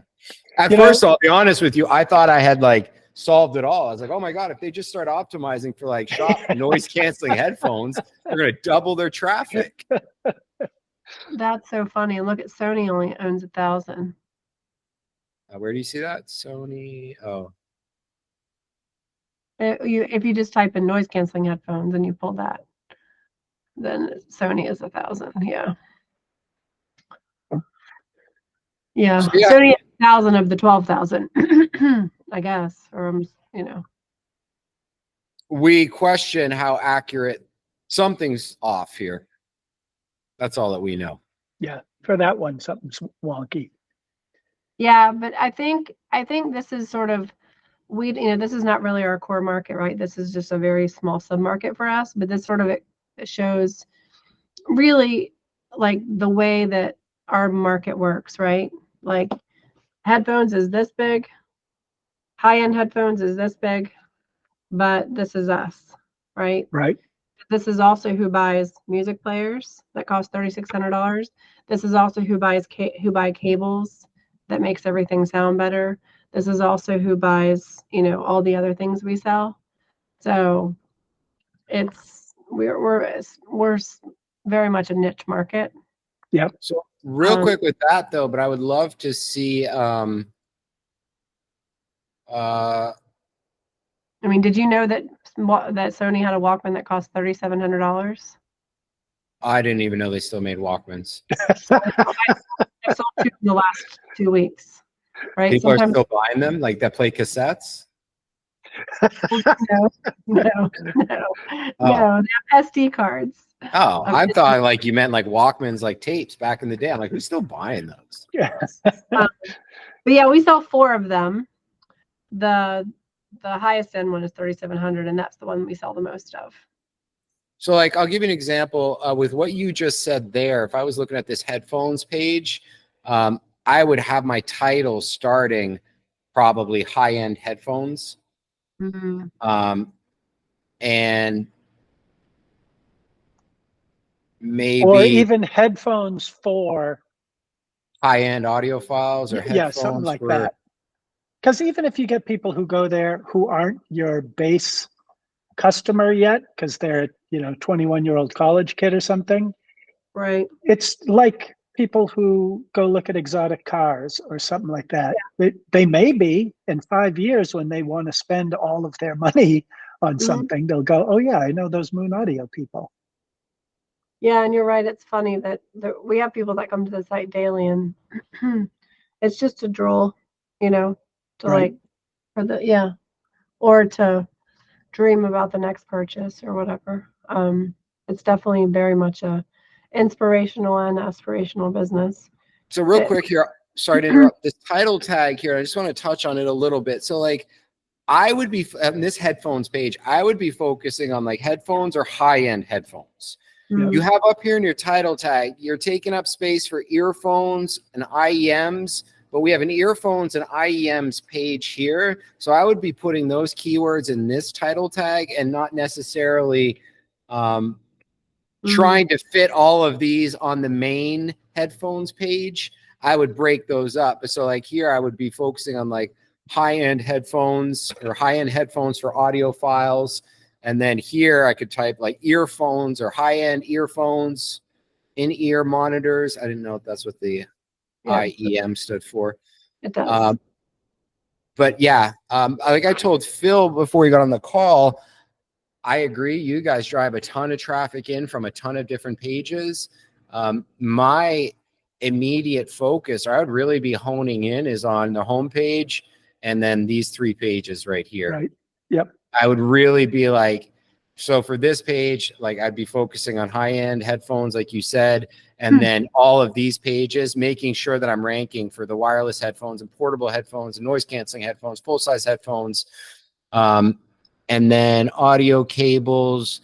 I think though, I mean, honestly, you guys rank pretty well right now for this audio cables, right, Phil? I think we noticed that they were, Yeah. I mean, you're right up there. Did you see that? I What? was like first organically. Yep. Well, I know that's you and it knows who you are, so maybe that's not true, but What are you saying? you're not incognito, so it knows that you've been to my site and you're local. Right. He's been to your site 74 times in the last hour and a half.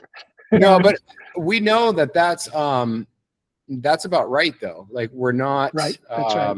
Your rank, that's where you are ranking for that term.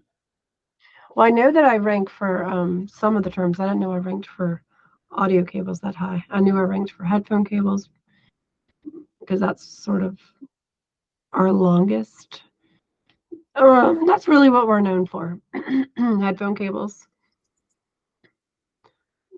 And everything else we're known for as well in the audio Very cable. sure. But See here, this is silly though. See here, it's got that this is the page. Oh, but that's right though. It's just added on this SRSLTID. that's the filter. Those were like old URLs that my old filter system was using. But so this is right then, right? /collections /dragon audio cables headphones. This is saying that you're in position 66, and that's just not right. That's terrible. But that's not right though.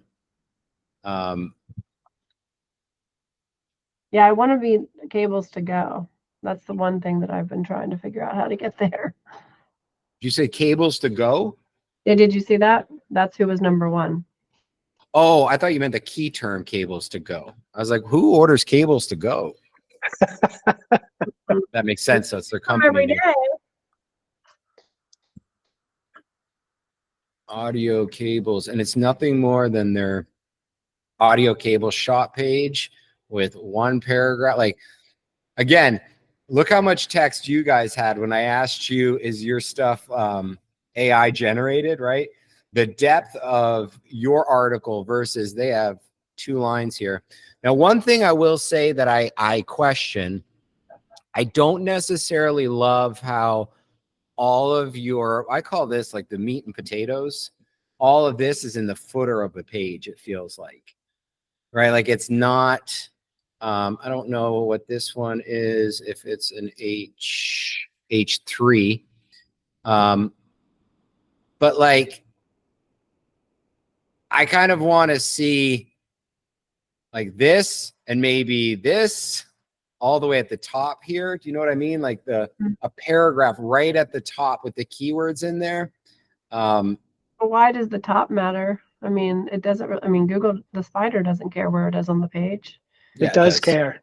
It does? Yeah, because it can count how many characters deep on a page you are. So if you're not talking about those keywords until the bottom of the page, so the higher up that you put the keywords, especially like your H1 tag right at the top, and then your paragraph of text and having the keyword right there in the paragraph, I think that would help a bit as well. Now, I see nothing wrong with having like all these FAQs at the bottom, you know, like that's great. But I would just get an H1 tag and a really good keyword dense paragraph that talks about your cables, your audio cables, high-end, audiophile, dragon, like all those keywords. I'd get that at the top.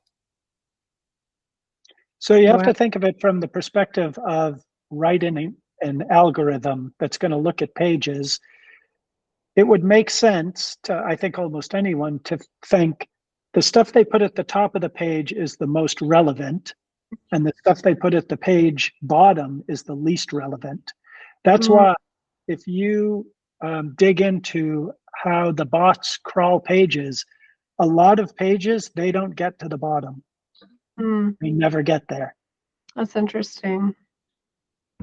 One thing that just occurred to me, a thought, have you guys ever used Hotjar? Yeah, it's been a long time. I've used it maybe like once. I'm not very good.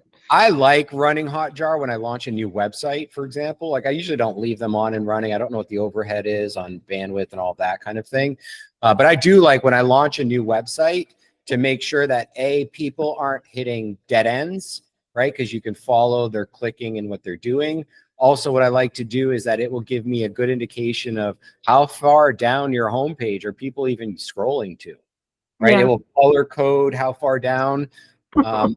One thing here, just real quick, I'm just noticing like on this page, but I think you could, I think it would be beneficial. You see all of this text up here, right? This silver dragon, bronze dragon, ultimate, full, or like all of this, but nowhere in any of this text is there the mention of audio cables. So even if like you were silver dragon audio cables, bronze dragon audio cables, or getting more of this with the words audio cables up to the top, I'm just looking at The top of the page, when is Google going to first start even seeing the word audio cables, if that makes sense? And I've got something else to add into that page, Jake, before you leave it. Sure. Over on the left where it has the logo and underneath the circular logo, it says black, silver, blue, bronze. And then to the right of that, you have silver, bronze, black, blue. And I'm wondering, how does the order get chosen? Best to worst, worst to best, something like that. Whatever it is, you should try to stick with the same. If you're gonna, if Good idea. black is the best, Yeah, then have that on the left. And if silver is the next, have that next. To the left are filters, and we do those alphabetically because certain. No, I mean under the logo itself. See where it says Dragon Cables, and then under the snake it says black, silver, blue, bronze. Oh, that's a mistake right there. That's actually supposed to be silver, bronze, black, blue. So thanks for pointing that out. We put the wrong logo there. Yeah, we actually do it in order of price. So silver is the most expensive, then bronze, then black, then blue. So it's sort of like premium down to like, you know, right. They're all premium cables, but like price. But then the logo is actually supposed to match. So yeah, good point. It was probably like a logo that was designed and like approved, and I didn't realize that they didn't fix that piece. So we did a site audit a couple of months ago, and it was with a guy that makes chocolate chip cookies at Anna's Gourmet Goodies, and he said, "Oh yeah, I've heard of that." It's so good to have somebody look at the site who isn't staring at it every day. Yeah, because you just notice stuff that you've stopped seeing, you know? Oh, absolutely. Oh, I mean, we have problems all the time. I'm thinking about doing like a scavenger hunt, saying if you can find a problem, you have like or something. Or, you know, for every problem, max of like, I don't know, $100 or something, like Marty used to do, but I'm not quite ready for that because it's bad right now. Well, don't let Jake know when you do it because he's very good at finding problems. Right. He'll own if you turn over, company. If you turn over enough rocks, you'll find something eventually. That's right. That's right. Yeah, wow, this is great. Well, I have 2.5 pages of notes, and I know I'm going to get the video. Actually, almost 3 pages of notes. So thanks for all the extra work. But no, this has been great. Absolutely, very enlightening. Thank you very much, both of you. I'm happy to hear that you guys have picked back up your pace too. Yeah. Let me see if that's still true. You only had a weak dip. I'm telling you, that's amazing. Really? Yep. I've never had that much of a dip before. So that's funny that you say that. Like honestly, I guess I've been extremely blessed in the past and not really experienced a lot of issues like that. We generally have a couple of days, I'd say, that are a little slower, but I've never had more than a couple. But we also are, you know, doing more volume. You know, the last time we were doing half the volume we are now. So, well, I mean, the last time we launched the site, so I'm sure that matters, right? So, Nicole, let me do one more thing that is every online retailer worries about, which is reviews. Is that something that you guys are actively keeping track of and watching what's going on? We do with on-site reviews, like with our our product pages and the products. Yep. So that's what we do work on, and you know, we have that automated, right? So we're asking for those all the time. It's at the top of the page. So if you click on, oh, it looks like that one doesn't have it. Mm-hmm. Well, that's fine, because what I was going to talk about is I typed in Moon Audio reviews. Here, hold on, Jake, let me share. Oh, well, that's a very sore subject because there's like 4,000 places now that now give people the opportunity to go complain and you have to pay for all of them, and I can't afford it, right? And I also, who's going to leave a review for me on Trustpilot and Google and the site, and like, it's too much, right? Right. And for me as a small business, like I can't afford to pay for all of them. And no one's going to do more than one. I can barely get them to do one, right? Like That's right. As a business, as a product, those are automated all the time, and people give me great reviews on site. Yep. But we don't Yep. have a storefront. But unfortunately, because we have an address and a private showroom, they can do that. And like that's a lie. That guy right there, his credit card failed, and we canceled the order. And he kept trying to get us to ship him something. There's two things I like about this. One, the reason I brought it up is because I don't like anything about it, Phil. as has been the case, as has been the case for, I don't know, the last 2 months, Reddit is now a huge player in all Google results. Only in fact, I was just reading today that on the Bing search engine, there are no Reddit results. So the conspiracy theory is Google told Reddit, we're going to bubble your stuff to the top, but you can't let anyone else have it, and turned it off. So I don't know if I believe that, but the thing I like about this is, I can't click on that. You know who Reddit is, right? Everyone in their mom's basement that wants to complain. Like I've literally never seen anything positive on that website. Oh, that's not true. Are you guys open in the public? What do you mean, are we open to the Like, do you have a showroom floor? Can I go there today and walk in? We have a retail showroom, but it's private appointment only. Got it. Yeah. So this was interesting because solve this problem for me. Well, I was just going to say, so the guy says something terrible happened, and people are like, "Yep, that sounds like a problem." But then this guy down here says this thread was deleted by Headfi. Too bad they did that, since Moon-Audio provided a very reasonable reply. So that's why I pulled this up, because that is the answer. The answer isn't to say we're never going to get bad reviews, because it's going to happen, right? Just the sheer volume of work that you do, some people are going to bitch and moan about it. And sometimes you'll be wrong, and sometimes it'll be a lie, but bad reviews are going to happen. But that providing a very reasonable reply is always the answer.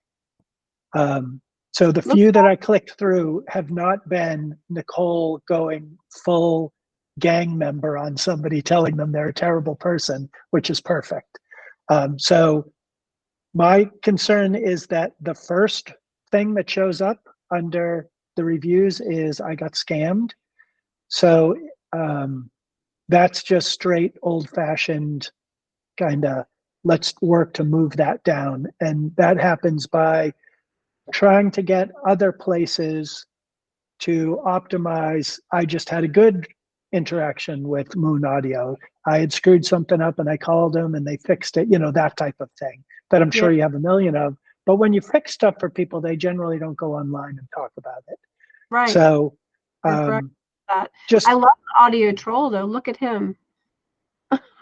Yeah, I know. I thought that was funny too. Yeah, he could have all been fixed. Yeah.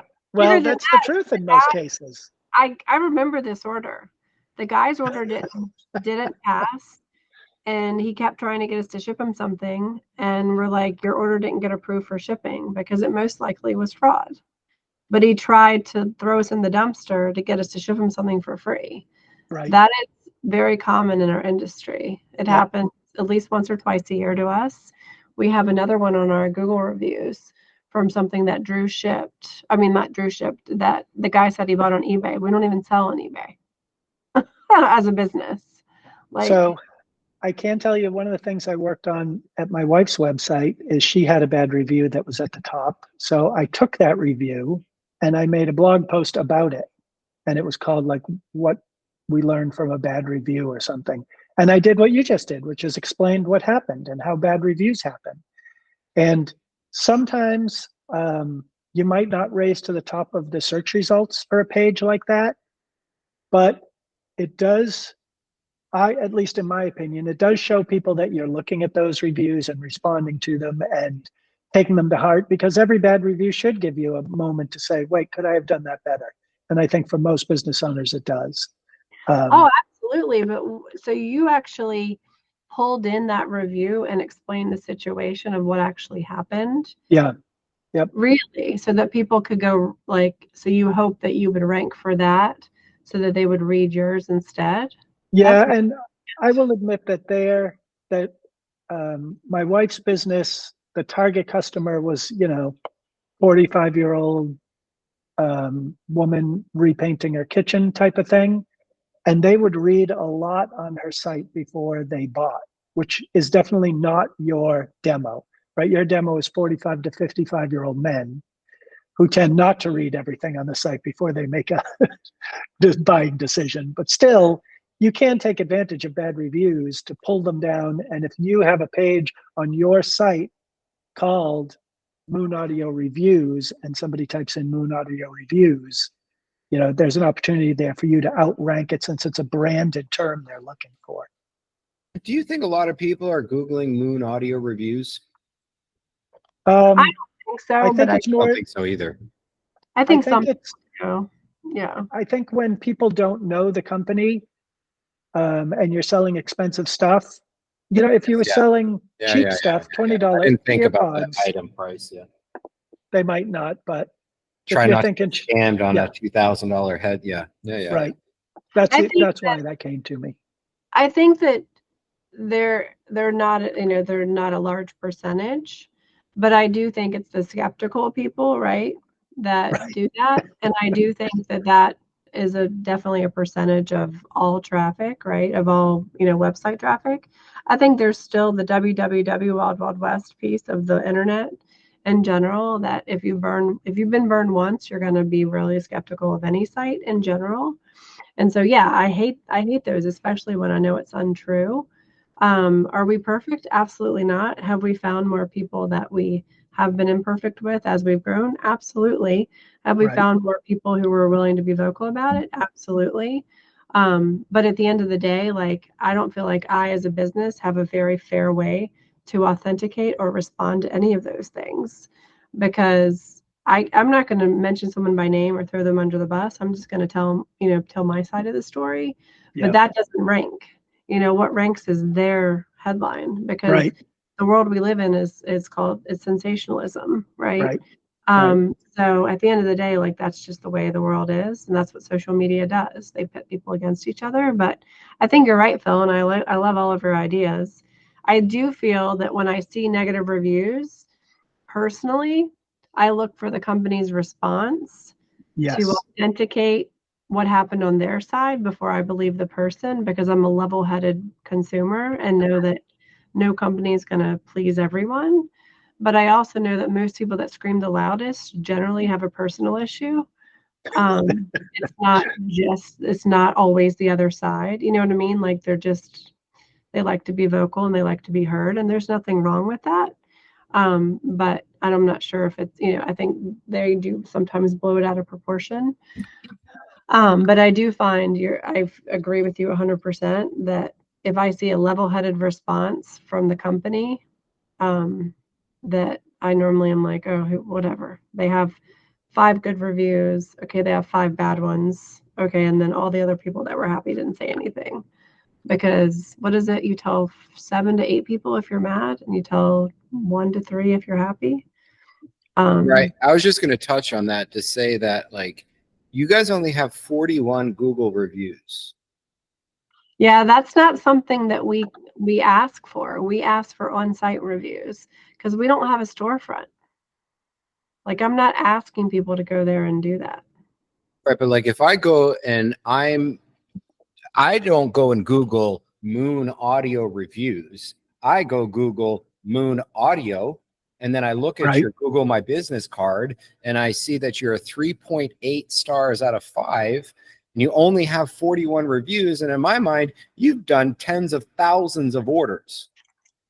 Oh yeah, I have. I've done 80,000 orders. So we need to find a way to find, I get it, right? Only angry people go and leave angry reviews kind of thing, go out of their way.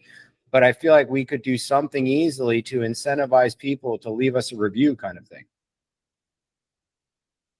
Yeah. That's a good point. Yeah. Yeah, that number does seem low.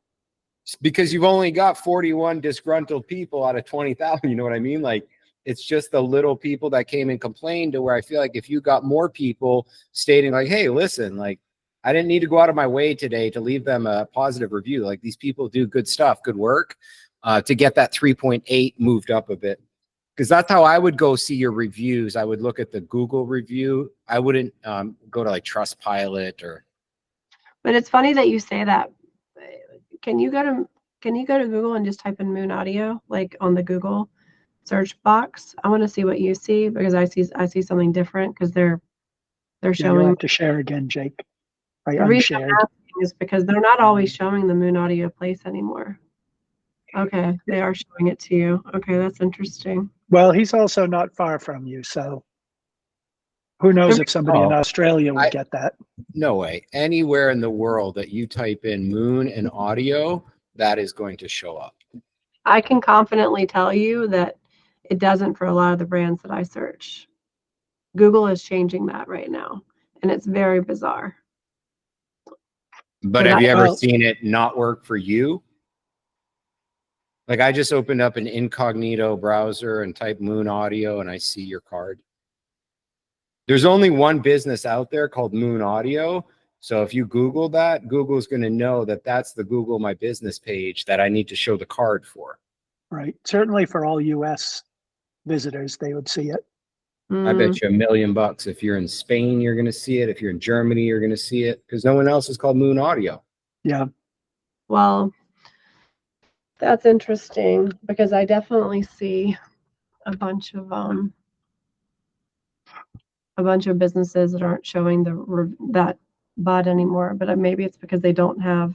It can get as tricky as like not having the exact company name kind of thing. You could be off by a very small thing, and that will cause the card to fire or not fire. But I guarantee you, for something like Moon Audio, because that's so unique as a search term, and because obviously we've spent many of days noticing that you guys are the only Moon Audio, and then if there's only one Moon Audio Google My Business page, then this would always show. Okay. Right. No matter where you're located geographically or whatever. Right. Okay. So I would just focus on getting these up. And you can, I believe if you're logged in at like business.google.com, they'll give you a very small short link for your, so that you can link people directly to this right here. Like the link loads this right here. And then that way somebody can just easily leave you a review. Yeah, I know exactly what you're talking about. I would just try and get more of the people that are happy with you to like, I bet you that you could at least find 40 people that are happy, right? And just double that up and get that 3.8 to like a 4.2 or something. Or you have like, that's amazing. I'm not sure if I believe that, but I'm going to try. Getting people to leave Google reviews for me is not easy. So just out of curiosity, I mean, short of offering a financial incentive, like, couldn't you send us your Google review and we'll give you a $5 store credit? You know what I mean? Like, just whatever it is to just incentivize people, whether that's supposed to do that. It's like against Google's policy. Well, let me suggest something else once that I can't even remember who mentioned this, but people are lazy. They hate doing any extra work. But what if the message came with their receipt? So it says, hey, Jake, you just bought these fancy headphones. If you want to leave a Google review, maybe it could start something like this. And it says, I just bought, insert product name from Moon Audio today. I got them FedEx on, date they're supposed to show up, and that's it. And the experience was great or whatever. That way they can just copy and paste. They don't have to think about it. You give them the link, they click the link, they paste it, done. So sometimes if you make it so stupid easy that all they have to do is copy and paste, they will do that. But you're right, getting people to, hey, go to Google and leave me a review. They got to click, they got to find you, all of that. That's a much bigger ask. But Jake's point is, if you give them the link, and even if you give them the beginning, which is really the whole thing that they're going to put in, and you just put it how you want it to look, then it'll get added in as a review. Okay, I'm gonna try that. You're definitely right that like incentivizing is apparently against the I thought that it was only incentivizing if you were like incentivizing for a positive, meaning like I'll pay you if you leave me a positive. But I'm also seeing that it talks about that just overall businesses are not allowed to offer incentives in exchange for reviews. Mm-hmm. So yeah, maybe that's but at the same time, sure, incentive, maybe bad idea. But you just placed an order. What if at the top of your order, it said, were you happy with your experience? Please leave us a review here with that link. You know, something that's not like, I don't think it's against the terms to post the link to say, hey, if you want to review us, like here's where you would do that.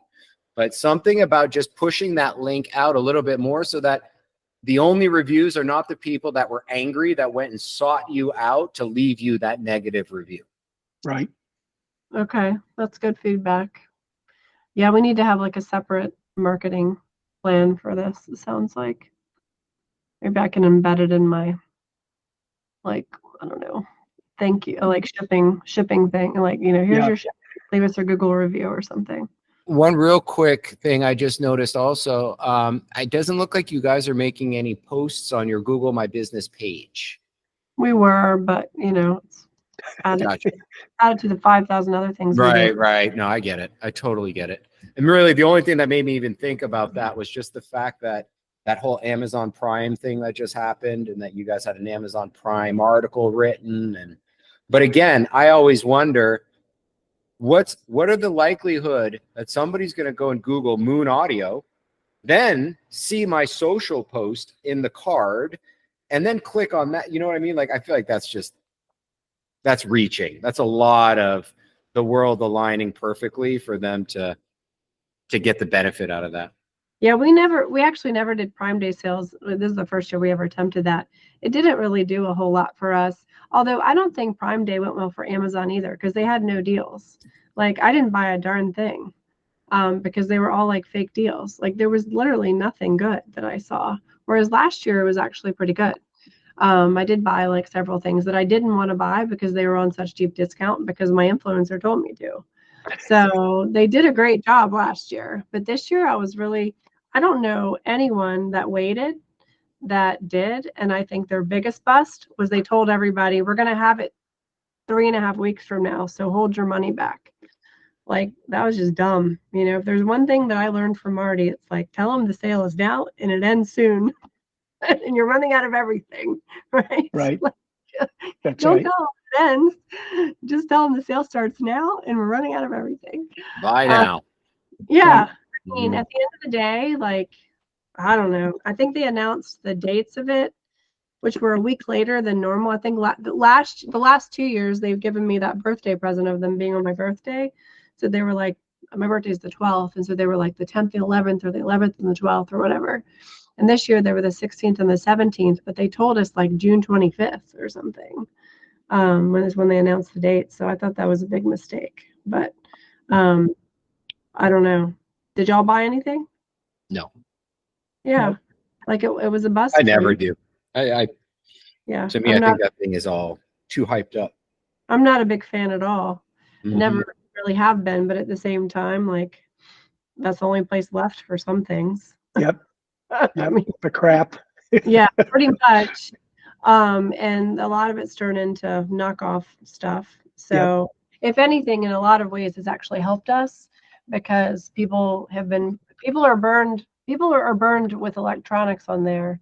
They don't buy it anymore. So it's actually helped our store, or if they need support, because you can't do anything. You can buy it and you can return it. That's it.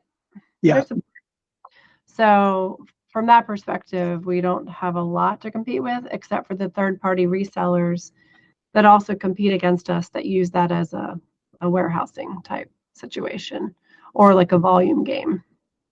And then I think there's a way that you can get in touch with their support through their, so they sort of backdoor it, if you will. But other than that, they don't, they're just very uniquely positioned so that they don't really compete with a lot of the brands, because a lot of the brands don't allow it on there, which I'm thankful for. And hopefully that continues. But Yeah, it's an interesting business model they have right now. And I think the smartest thing they've done for themselves, but not for me, is it didn't work on me, is now if you buy something, they're not going to pay for return shipping. They're going to make you drive your butt to Whole Foods to return it. So Right. then you have to buy food at their store and they save on the shipping fees. So that was brilliant, but I don't even want to buy it anymore because I don't want to have to drive to return it. Right. Like, so, I don't know. And they also ruined Whole Foods, in my opinion, because I was a Whole Foods shopper for the last 12 years until they bought it. And then I've just basically pretty much stopped shopping there because they mass marketed Whole Foods, which the whole reason I was shopping there is because they were organic, like unique and different, and sold different brands, and didn't have that mass market appeal. So I don't know. I think you get two different consumers, and we are the niche market, and Yep. that's who I am as a shopper too. Just like your wife's business was, as I know you just told it, but congratulations, by the way. I think that's sort of where we are at an intersection in the consumer, like direct to consumer market is. There's only going to be two stores left, mass market and, organic. Right. And you're going to make a choice whether you want quality and support and service or just price. And that's really, I think that's all that's left, because all the huge brands, they all operate like Amazon now, all of them. Yep. Gap, Right. Saks, Macy's, all of them. Quickest way to the bottom, sell. Every day of the week, a different one. Yeah. Indeed. So stop listening and not do anything to support you. I'm just going to take all the returns and just get as much to the funnel as possible. And in my opinion, when you stop listening, that's when everything goes south. I don't know. So yeah, so I need to work on my reviews. Thanks for the feedback. Well, the good news is hopefully a month or 6 weeks from now, we'll look at you again and we'll send you an email that says, holy cow, you're doing great. Look, you've got an extra 1 million people coming every month for headphones. Million. I'll take is. that. Yeah, that sounds great. I have a lot of work to do, but thank you both very much. I appreciate it. You're very welcome. Well, thank you, Nicole. Okay. And we'll check back with you. We'll keep an eye on you. I know both Jake and I have you kind of set up in our little program to keep an eye on you, as we have with the other folks that we've worked on this so far. But thanks for opening your site up to us and spending a couple of hours with us to go over it. Thank you. Nice to meet you, Jake. It was nice to meet you as well. Okay. Thanks, everybody. And we'll see you All next right. time. Don't forget to subscribe and like. That's right. What he Do that said. right now. Ring the bell. Right. Something like that. Bye. See you guys. All right. Bye-bye.